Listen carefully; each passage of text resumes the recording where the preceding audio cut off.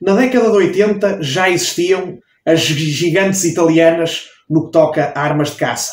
Armas como a Benelli, Beretta e Franchi dominavam, portanto,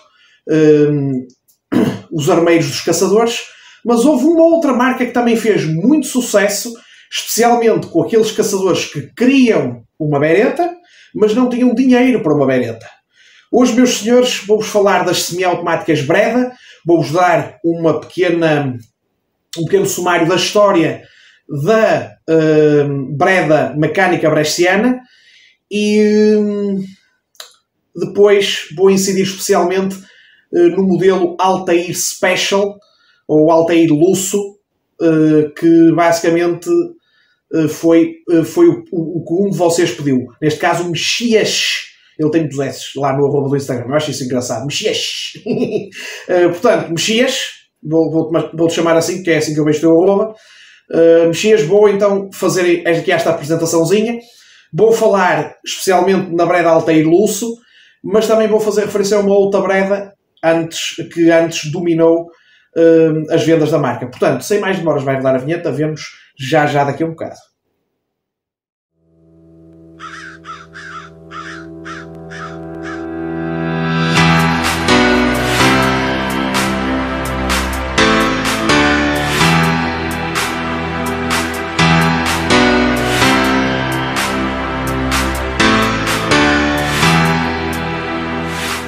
Ora então, comecemos, não é? Ou melhor, podemos começar, não é? Mas primeiro, deixem-me botar aqui o líquido de refrigeração, não é?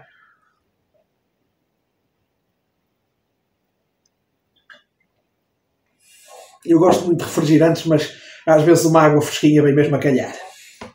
E muitos de vocês vão dizer, refrigerantes, João, olha a tua saúde. Eu sei, a coisa não está muito famosa. Mas bom, falemos de Breda. Ora bom, minha gente, é assim, eu para falar da Breda tenho que, portanto, fazer aqui uma pequena contextualização, porque a Breda de hoje em dia passou por várias transformações, não passou por várias transformações, mas esteve sob a alçada de teve propósitos diferentes na Itália. E, portanto, para eu saber melhor a história da Breda, fui ao GunsWiki, ou seja, é basicamente a Wikipédia das armas, para tentar encontrar mais informações sobre a história da empresa Breda. Ora então, vou-vos ler o que encontrei e vamos a isto. Breda Mecânica Bresciana, também conhecida por Breda Fucili ou simplesmente Breda, é uma grande fabricante italiana de armas de fogo localizada em Brescia, Itália. A história. A Società Italiana Ernesto Breda original era uma fabricante de locomotivas e ferrovias fundada em Milão em 1886 por, adivinharam bem, Ernesto Breda. A partir da Primeira Guerra Mundial, Breda começou a produzir armas para o exército italiano e durante a Segunda Guerra Mundial, a Breda produziu uma grande variedade de armas, artilharia leve e aeronaves para o exército italiano. As mais famosas foram as metralhadoras Breda, que foram padrão para as forças italianas durante a guerra. Em 1962, a Società Italiana Ernesto Breda foi nacionalizada. A mesma foi liquidada na década de 1990. A divisão de fabrico de comboios foi fundida com a empresa de engenharia italiana Ansaldo Trasporti, formando a Ansaldo Breda, hoje Hitachi Rail Italy. Enquanto a divisão de armas tornou-se uma entidade independente conhecida como Breda Mecânica Bresciana. Hoje, Breda é mais conhecida pela produção de espingardas de caça e acessórios para armas de fogo. Ou seja, eu desconheço a parte do fabrico de acessórios, mas pelo menos espingardas de caça, há muito que se falar aqui, não é? Mas eu neste vídeo em particular vou falar precisamente em duas grandes espingardas que para mim foram, lá está, dois dos modelos mais conhecidos da Breda, que lá está, foram também muito usados por caçadores portugueses e que tiveram uma grande aceitação e popularidade. Ou seja, a primeira arma que saiu foi a Breda Argus, Breda Antares. É assim, eu tenho aqui a fotografia delas e já deve estar aí a passar. As duas armas, a Breda Antares e a Breda Argus, têm exatamente a mesma aparência exterior. Não sei se é por causa das gravações ou lá o que é, mas o certo é que também existia a Breda Argus de luxo. Ou seja, que era praticamente igual à Antares. Eu não sei qual é a diferença, meus senhores. Se algum de vocês souber a diferença entre a Breda Antares e a Breda Argus, de recuo de cano, digam aí nos comentários, porque eu sinceramente não sei. Tanto uma como outra depois tiveram modelos de ponteiras, ok? Mas sim, a Breda de cano móvel, ou de recuo de cano, foi talvez uma das armas mais conhecidas, e eu conheço algumas pessoas que a tiveram. Aliás, o meu próprio pai, quando comprou a 48AL, ele esteve para comprar uma Breda de cano móvel. E qual era a grande vantagem desta espingarda? Ora, foi a primeira, acho que foi das primeiras espingardas que a Breda, ou mesmo a primeira espingarda semiautomática que foi feita pela Breda. Portanto, eles o que queriam era uma arma completamente robusta e que durasse uma vida inteira. Para isso, o que é que eles fizeram? Fizeram todas as peças metálicas, é tudo aço. Tudo o que é metal, só é um metal e é aço. Ou seja, tubo carregador, tudo mesmo, a báscula, o martelo, é tudo aço. E isso leva também a que a arma seja um bocado mais pesada que o habitual. Mas também posso-vos dizer o seguinte, meus senhores, eu disparei com uma. Disparei com uma Breda de ponteiras. E posso dizer que para uma arma de recuo de cano, o coice que ela manda no ombro é quase inexistente. E vocês não vão ouvir dizer isto de qualquer outra arma de recuo de cano. Nem da 48AL, nem da Browning Auto 5. A Breda Argus ou a Breda Antares, independentemente do modelo, são as duas iguais, para mim. São armas, meus senhores, que aquilo, para uma arma de recuo de cano, o coice está ao nível de uma arma de sistema de gases. Isso já é dizer muito. E atenção, ela não parecia ser muito mais pesada que a minha Frank Alcyon. Atirei com ela, gostei, mas confesso que elas têm assim uma forma um desenho um bocado esquisito. Eu quando peguei naquilo, porra, isto parece saído de um filme da Space Age, ou seja, da era espacial. Parece uma arma que seria talvez usada pelos Stormtroopers e tudo. Uma blaster dos Stormtroopers e não sei o quê.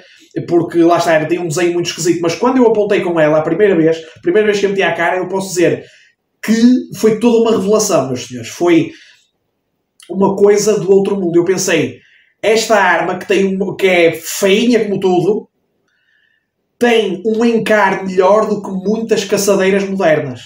Não estou a brincar. Foi literalmente esta a minha reação. E depois dei um tiro para o ar com ela, que ela era de outro caçador, e posso dizer que, meus senhores, super suave no ombro. Estamos a falar de uma arma de recuo de cano. Essa foi a primeira.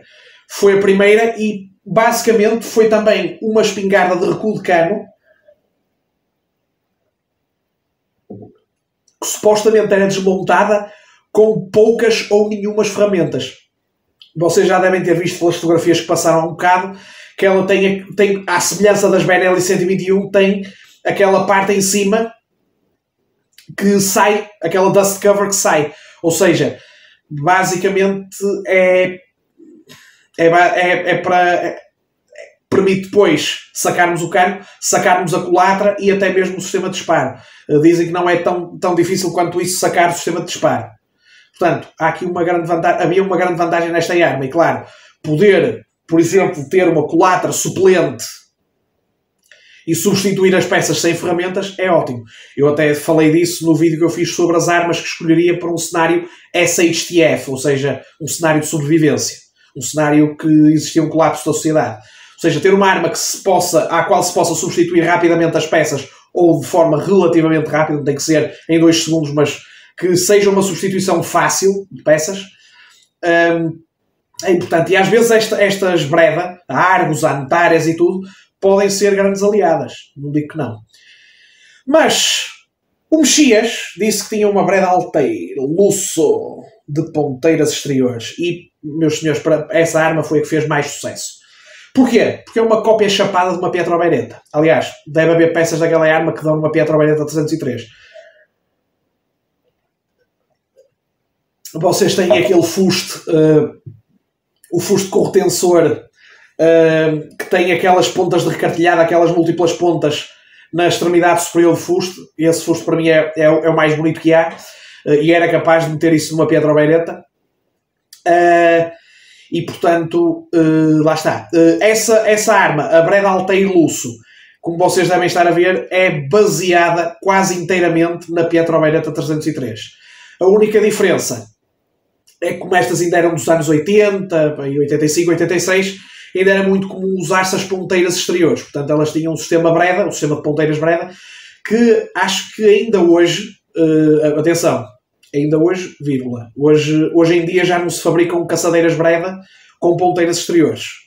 Mas para as armas de segunda mão que existem, como a Breda Altair Lusso, a Breda Argos e a Antares, o sistema de ponteiras da Breda é dos mais conhecidos e dos mais replicados ou reproduzidos por marcas especializadas em fazer choques amovíveis. Portanto, ainda conseguem encontrar. E não é difícil. Ok? Portanto, há que ter isso em conta. Basicamente é isso. Se eu... e o que é que eu acharia da Breda Altair Lusso? Eu por acaso tive com uma na mão, não disparei, porque eu ainda era miúdo e não estávamos em terreno de caça, estávamos na casa de um amigo nosso, o filho dele tinha essa arma e ele deixou-me ver aquilo, eu obviamente gostei da arma. Em termos de peso, super levezinha, lá está, como a Pietro Beretta, ou não é super levezinha, mas nem era muito leve, nem era muito pesada, era um meio termo perfeito. E posso dizer que as ponteiras também eram uma mais-valia. E lá está, em termos de qualidade de acabamentos, elas não são muito diferentes da Beretta. Aliás, a Breda Altair Lusso, lá está, segundo o que me explicou o Sr. Manuel da Casa Raposa, as peças eram feitas pela Pietro Beretta para a Breda. E se forem ver, por exemplo, a Breda Vega Special Trap, vocês vão ver que ela não é muito diferente de uma 686 da Pietro Beretta. Não é muito diferente de uma.